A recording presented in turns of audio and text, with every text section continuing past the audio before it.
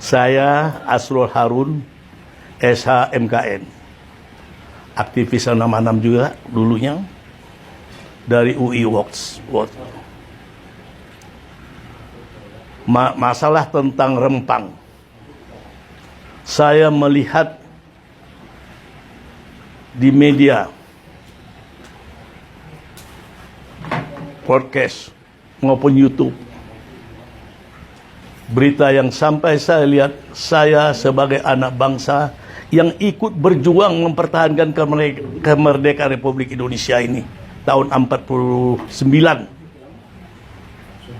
mengusir tentara nikah dan berjuang di Orde Baru, meruntuhkan Orde Lama yang menganggap presiden seumur hidup yang tidak sesuai dengan konstitusi atas dasar kekuasaannya pada saat itu. Begitu juga melihat tahun 65 peristiwa G30S. Saya mendengar juga tadi tidak ada seremonial tentang mengingat sejarah lubang buaya. Ini sangat tragis. Ini bangsa ini mau dibawa kemana? Supaya tahu, saudara-saudaraku sebangsa dan setanah air, setiap peristiwa yang memilukan, yang menyakitkan di dunia ini, atau perang ke dunia pertama dan kedua, itu selalu diputar tiap tahun di Eropa dan di Amerika. Apa sebabnya dikenang setiap tahun? Karena kekejaman peperangan itu, jangan terjadi peperangan lagi.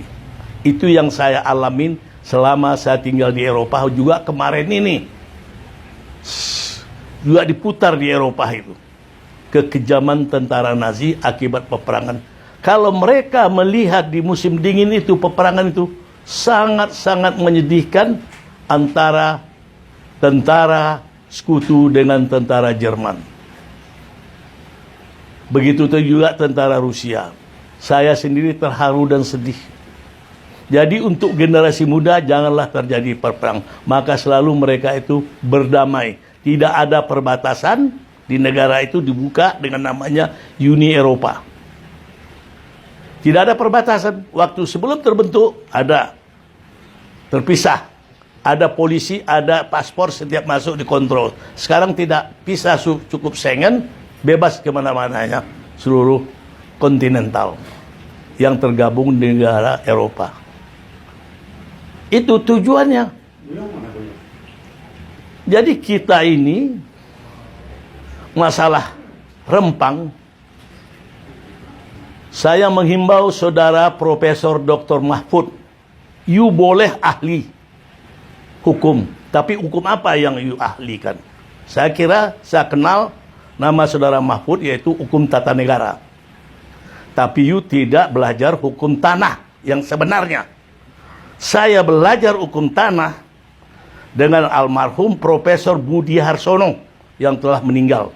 Mbahnya pertanahan di Republik Indonesia ini. Yang membuat undang-undang pokok agraria nomor 5 tahun 1960 bersama DPR. Mengapa itu dibuat? Itu karena marak-maraknya komunis, orang-orang PKI ingin menyerobot tanah orang. Itulah sejarahnya. Bung Karno prihatin untuk membuat aturan pertanahan ini. Maka dia instruksikanlah Profesor Budi Harsono untuk membuat undang-undang. Di DPR ini nggak ada yang mengerti soal tanah. Sampai saat sekarang, itulah acuan tentang pertanahan. Baik Kepres, mau Kemen, baik keputusan menteri, instruksi menteri, itu harus dikoordinasikan dengan undang-undang pokok agraria. Saudara Mahfud, saya mau ingin dialog berdiskusi dengan Anda.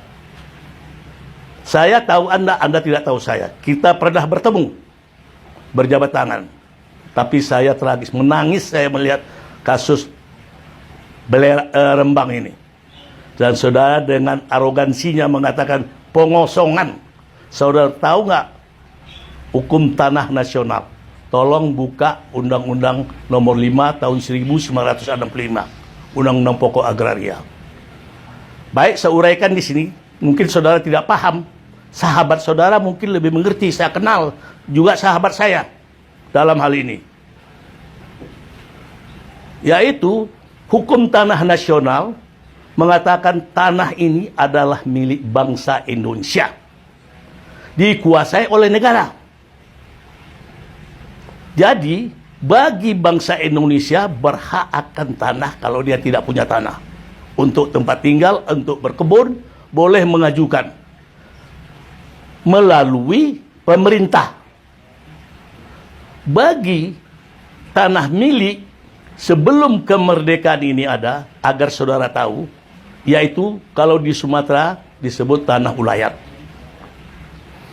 Tanah kalau di Jawa, tanah girik. Itu sebelum Indonesia merdeka, Belanda itu masuk juga itu sudah ada. Itu yang dikatakan ulayat, itu yaitu tanah kelompok adat, masyarakat adat. Tanah girik, yaitu di Jawa ini dikenal tanah girik, yaitu tanah hak milik adat. Adat di Jawa disebut girik. Ada lagi tanah Grand Sultan, yaitu tanah kerajaan. Belum merdeka Republik, itu tanah mereka. Belanda juga belum masuk. Itu asli mereka punya. Itu ada lagi diberikan sultan, itu Grand Sultan diberikan kepada masyarakat menjadi tanah dia. Disebut tanah Grand Sultan, itu pemberian sultan. Itulah seperti di Jogja, seperti di Riau, seperti di Medan, Sultan Delhi punya tanah banyak, diberilah itu Grand Sultan. Karena sultan mempunyai tanah raja-raja.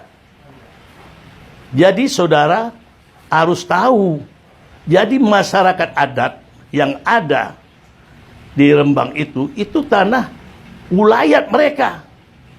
Lebih tinggi daripada tanah sertifikat hak milik.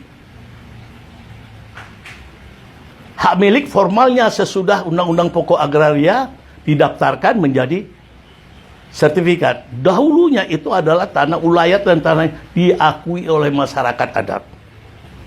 Jadi jangan sewenang-wenang pemerintah ini demi mencari keuntungan, demi materi, mengorbankan masyarakat adat. Hargailah. Belum merdeka Republik ini, masyarakat adat menyumbang. Termasuk saya sendiri. Menjelang umur 5 tahun, saya berjuang mempertahankan kemerdekaan Indonesia ini. Di tahun 49, umur saya 4 tahun lebih. Yaitu apa? Memberi makanan kepada tentara-tentara pejuang mempertahankan kemerdekaan. Kita sudah merdeka tahun 45. Tapi 48, 49 itu nikah masuk. Jadi mempertahankan kemerdekaan. Saya memberi makan dia.